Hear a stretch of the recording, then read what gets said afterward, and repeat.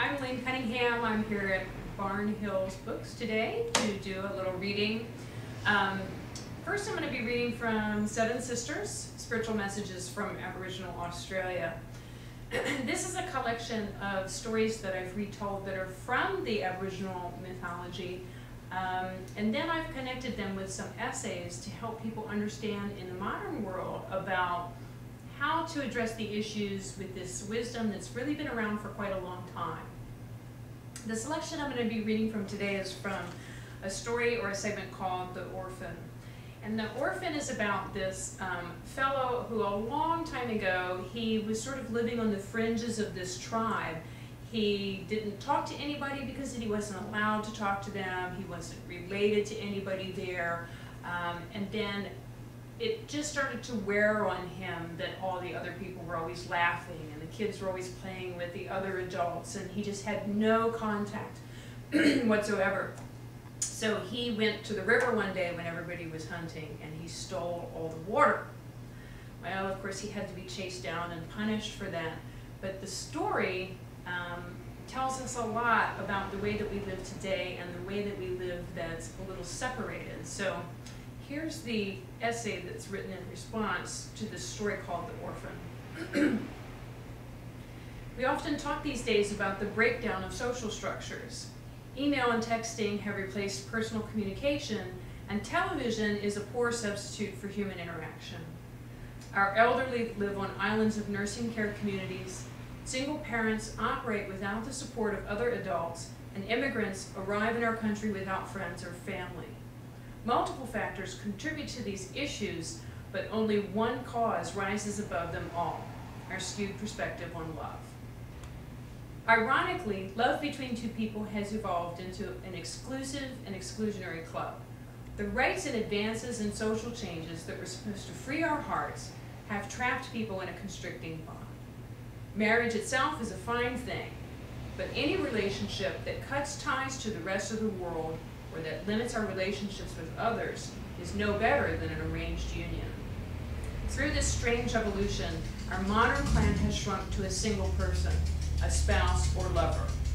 Oh, we chat with clients and co-workers, and we even wave pleasantly at our neighbors. But if you are divorced or separated or single or widowed, you are an orphan.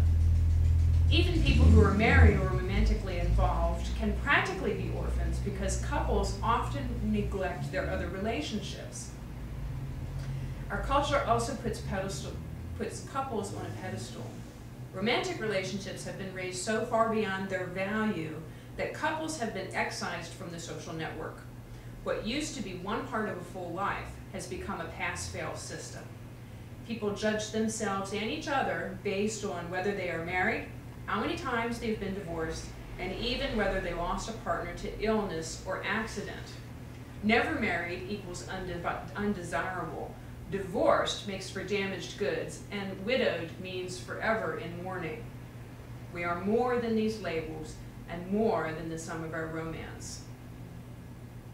The most insidious result of this inflated value lies within the relationships themselves. Couples often cut themselves off from old friends, especially single friends. The isolation makes it impossible for the couples to serve anyone except themselves or occasionally other couples. It also creates an unhealthy alliance in which each partner must magically meet 100% of the other's needs. No one person can fulfill so great a role. Meaningful human connections are as varied as food gathered from the bush. Buddies are different than friends, and co-workers are different than peers. We can no more rely solely on a romantic partner than we can reject water and live only on food. Only Koala has succeeded in that, and his choice dooms him to gnawing on tough, bitter leaves. Our social network is the pool into which we dive after a stressful day.